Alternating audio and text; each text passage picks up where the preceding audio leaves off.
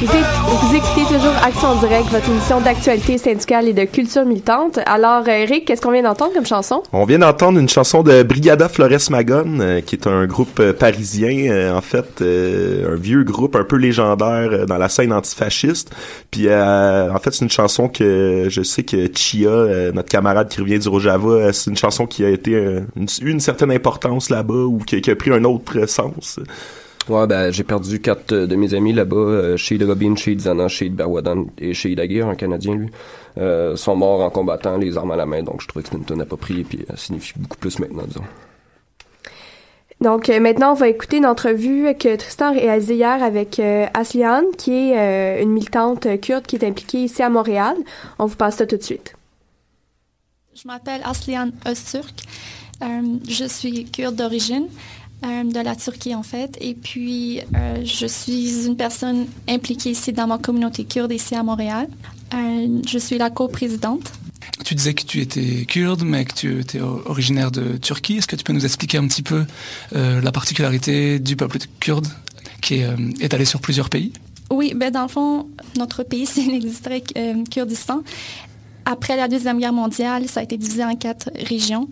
Ça a été décidé en fait par l'Occident. Donc, on a été divisé entre l'Iran, la Syrie, l'Irak et la Turquie. La plus grosse partie est en Turquie. Et puis, depuis, avec l'idéologie de l'État-nation, on a été vraiment opprimés en tout temps. Notre langue, notre identité a été niée. Donc, en tant que Kurdes, on n'existait pas. On était des Turcs de la montagne. En conséquence, beaucoup de souffrances ont eu lieu. Et puis, beaucoup de résistance aussi. Malheureusement, il y a eu des massacres, il y a eu des génocides. Tu pourrais nous faire un petit état des lieux de la résistance dans les dernières années? Comment elle s'organise? Quelles sont les différentes forces en présence dans la communauté kurde?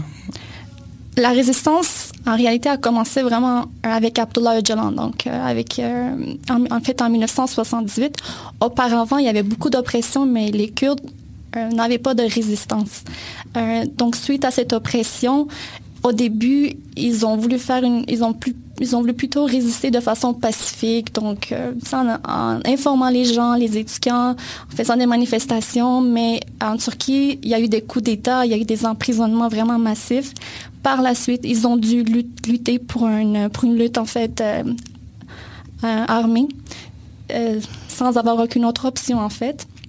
Et puis depuis, il y a eu beaucoup de villages qui ont été complètement vidés dans les régions kurdes. On parle de plus de 3000 villages, en fait. C'est des gens qui ont dû aller vers des plus grandes villes, comme Istanbul, puis qui se sont complètement perdus en réalité. Ils ont perdu leur identité, ils ont perdu leur culture. En conséquence, ils n'ont pas pu non plus s'adapter à la ville, à la grande ville, en fait, Istanbul, à la vie là-bas.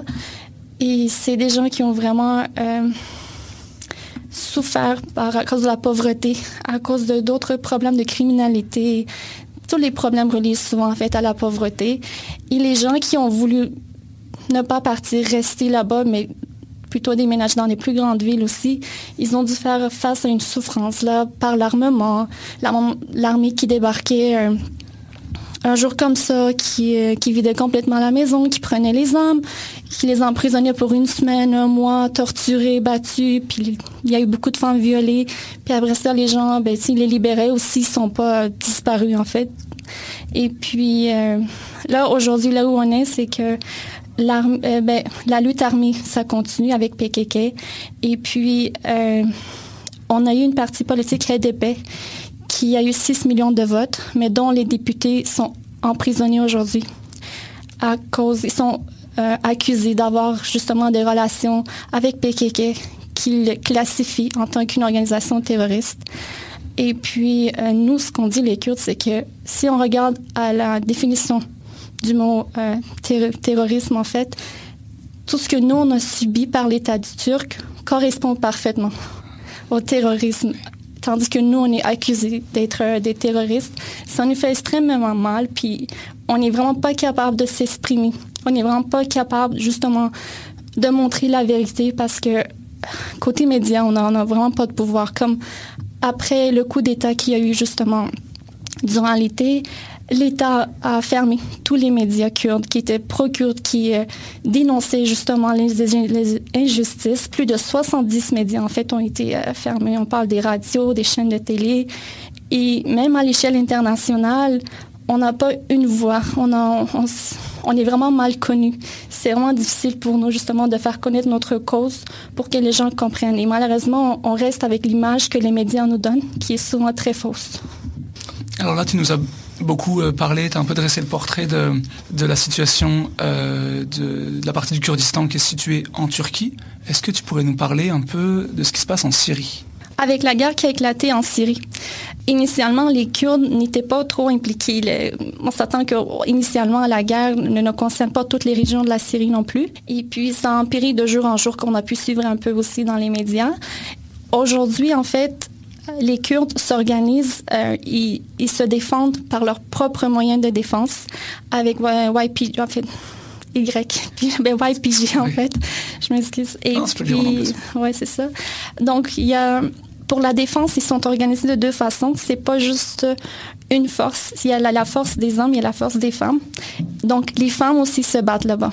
Il y a, au sein de Rojava, donc, à l'intérieur des villes, il y a des femmes qui protègent des femmes, des unités de protection de la femme, mais aussi des unités de femmes qui se battent à l'extérieur des villes pour protéger la ville. Et donc là-bas, la lutte qu'ils mènent, ce n'est pas juste pour les Kurdes, mais pour toutes les autres minorités aussi qui vivent là-bas. Donc on parle des Arméniens, des Assyriens, des Arabes aussi, des chrétiens, des gens d'autres religions, des Juifs, etc. Plutôt que de se séparer entre eux, ils ont décidé de s'unifier et de combattre de cette façon l'État islamique. Ils ont pu libérer la majorité des régions kurdes en Syrie.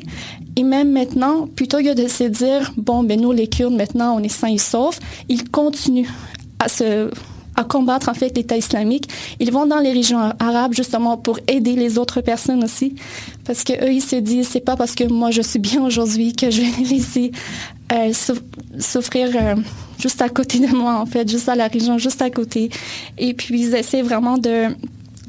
en fait, ils vont avec la mentalité que si je les laisse souffrir, l'État islamique va s'agrandir encore plus et ils vont revenir contre moi.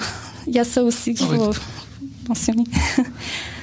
Comme on le sait, l'État islamique a profité aussi d'une situation pas stable dans une région pour installer sa puissance et son hégémonie. Donc l'objectif, c'est vraiment de les combattre jusqu'au bout.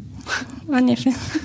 Est-ce que tu peux nous expliquer, donc tu nous dis qu'une bonne partie ou une grosse partie du Rojava est libérée et contrôlée par les forces kurdes. Comment est-ce que ça s'organise à l'intérieur ? C'est une grosse zone, on parle de plusieurs centaines de milliers d'habitants. Comment est-ce que ça s'organise à l'intérieur ? Ça s'organise avec la politique que notre chef Abdullah Öcalan a élaborée. C'est qu'après son emprisonnement en 1999, justement, il a changé la vision du mouvement PKK. Il a développé avec Murray Bookchin, en fait, la politique de confidentialisme démocratique. C'est ça qui est mis en pratique là-bas. Ce qui est vraiment différent là-dedans, c'est que on veut vraiment défaire la centralisation. Donc, on veut aussi la hiérarchie qui est existante dans notre société, dans la façon qu'on développe notre démocratie, la politique. C'est qu'on part du haut, c'est les fonctionnaires en haut qui vont prendre les décisions, puis ça va être appliqué par la suite par les gens qui sont justement plus dans les localités.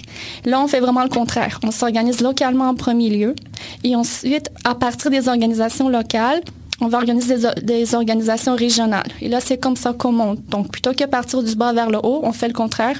On part du bas, on va vers le haut. En conséquence, les minorités, les besoins locaux qui sont spécifiques justement à chaque place sont vraiment pris en considération. Ça ne peut pas être manqué ou bien ignoré parce que les gens eux-mêmes, ils connaissent leurs propres besoins. En conséquence, ils sont capables de s'organiser par rapport à leurs propres besoins. Abdullah Öcalan a beaucoup critiqué les mouvements qui ont existé auparavant, comme le communisme. Et puis, sa critique principalement était qu'on voulait beaucoup éliminer la dominance, l'oppression, et puis ensuite, justement, prendre en charge les autres problèmes, comme l'écologie, justement, la dominance envers les femmes, etc. Lui, il a dit il faut vraiment prioriser la libération de la femme. Ils mettent beaucoup d'emphase pour l'écologie, justement, donc le respect de la vie. La façon qui est arrivée justement à cette conclusion, c'est qu'il faut vraiment observer l'histoire des Kurdes et puis les problèmes qui existent dans le Moyen-Orient. Les Kurdes ont toujours été un peuple oppressé, comme on a déjà expliqué. Les Kurdes, entre nous, on est divisés aussi un peu à cause de différences de religion. Maintenant, à cause qu'on est divisé en 4 parties, ça a quand même causé des changements culturels un peu. Donc, 4 parties, c'est-à-dire Iran, Irak, Turquie et Syrie. Exactement. En conséquence, lui, ce qu'il s'est dit, puisque nous, les Kurdes, on a toujours été dominés, ce qu'il faudrait, c'est d'éliminer la dominance, bien évidemment. Mais comment l'éliminer? Parce que cette dominance, ça existe au sein du gouvernement, dans la société et même au sein de la famille. Donc, c'est pourquoi, en changeant les habitudes, si vous voulez, la façon de vivre au sein de la famille, en libérant complètement la femme, on va pouvoir changer la base de la société qui est la famille et ensuite changer la société. Donc, créer une révolution d'une autre façon, en fait. Donc, on part de la base pour justement créer une révolution, pour réaliser une révolution au sein de la société. Et puis là, de cette façon, on vise à changer la dominance. On ne vise pas, en fait, à changer la dominance comme on a fait auparavant avec le communisme. On cherche à l'éliminer, en fait. Et puis, c'est en fait le lien à faire là-dedans, c'est avec le confédéralisme démocratique, qui part aussi, justement, du bas, qui s'organise plutôt dans l'autre sens, mais aussi qui cherche à décentraliser, justement, le système. Donc, à diviser le plus possible le pouvoir. Donc, c'est pourquoi tout le système qui a créé, la politique qui a développé, c'est très réaliste. C'est pourquoi... Donc, c'était une entrevue de notre camarade Tristan avec Aslihan. Et maintenant, on va se laisser pour une courte chanson. Et ensuite, on va revenir en entrevue avec 2 camarades, Chia et Hussein, qui vont venir nous parler de ce qui se passe en ce moment au Rojava.